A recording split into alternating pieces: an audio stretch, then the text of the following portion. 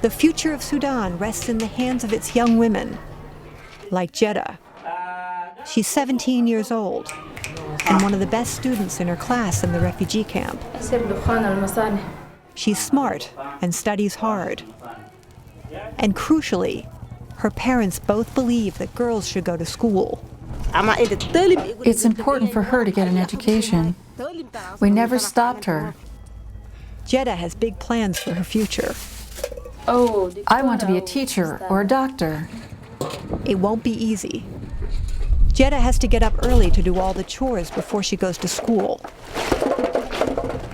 The moment she gets home, it's back to work, fixing lunch for the men. Her younger brothers spend their morning hanging out, listening to music, and playing with their shades. Still, Jeda's lucky. She has her own room to study, and more clothes than most Sudanese girls her age. And most importantly, when lunch is finally ready, Jeda is allowed to sit down and eat with the men. Her mother holes up around the corner with her other children. Hopefully, Jeda's younger sister will eventually follow in her footsteps. As soon as tea is served, Jeda's off on another errand. For Jeda, those classes are more than just factual information. They're changing the way she sees the world. Jeda now wants a husband who knows how to read and write. And she has no plans to marry until she's finished with her own education. She works hard to talk her friends and neighbors into sending their girls to school as well. If she's not learning, I say to her, please learn. Jeda is a catalyst for change. Though she barely has time to do her chores, she just signed up for the girls' volleyball team. They even made her captain. In a culture that discourages any kind of sport for girls, just showing up at practice takes enormous courage. The men make a point of standing around and glaring silently at the players. Chris, their coach, works for one of the humanitarian organizations. When the traditional training methods fail completely, he comes up with innovative ways to teach the necessary skills. Tell them if they have to jump the way they jump when we are dancing Masalit dances. I'm sure. No, tell them how they dance when it comes to Masalit.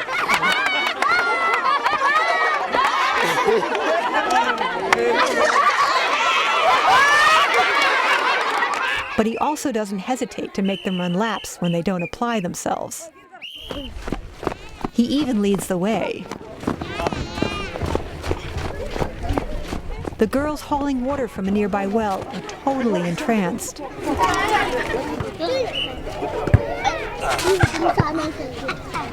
Even the boys can't help but be impressed.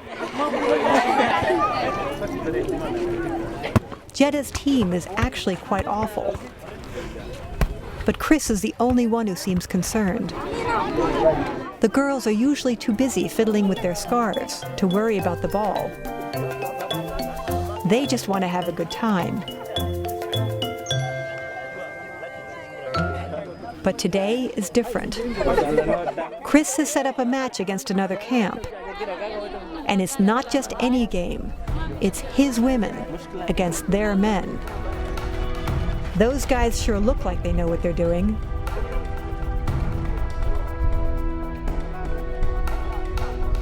Chris has a clear agenda. Tell them this is my team and it has to win. Jeda and her team care far more about including everyone than how well they play. Let's get serious. And the game is on.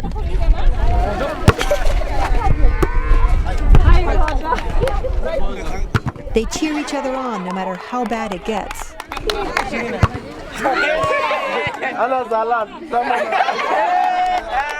Chris is getting more and more upset. Tell them I want to see some seriousness, especially the girls.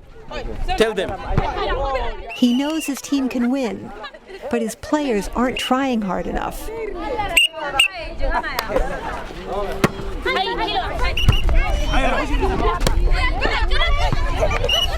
Finally, he can't help himself.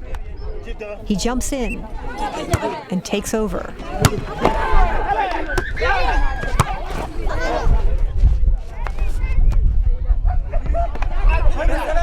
The girls catch his mood, and their attitudes turn sour.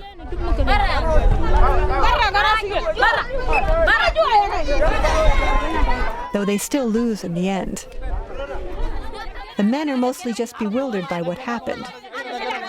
Both teams quickly patch things up and go off to celebrate together. The very next day, Jeda hears they're putting on a play and signs up for a leading role. The players talk for days before they finally agree upon a topic. Why girls should be allowed to go to school. They practice for 3 weeks, figuring out the plot and improvising lines. On opening day, a humanitarian organization donates a couple of tents. The girls are really nervous. They've never had to speak in public before, especially in front of men. They're setting up the tents in the middle of the camp. They only have to make it through the afternoon. Inside, the players are busy with costumes and makeup. But how do you attract an audience in a place with neither cell phones nor text messaging? You use one of these.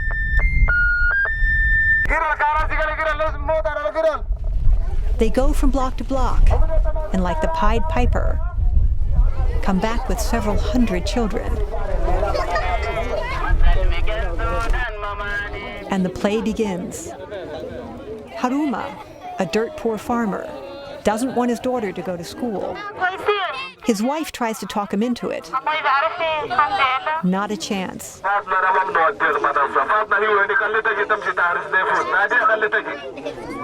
His daughter, Fatma, shows up and makes a pitch herself. Haruma tells her to shut up, and she dashes off in tears. Haruma's best friend arrives next and offers some excellent advice. But Haruma just gets mad and kicks him out. Haruma's wife then goes to visit his mother, who turns out to be Jeda. And Mom pays her son a visit. She does not pull any punches. Not that it makes much difference. And finally, Haruma's best friend returns, suddenly well-dressed.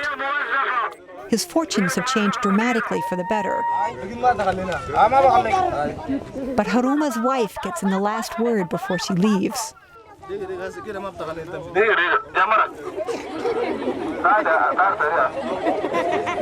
Haruma's devastated.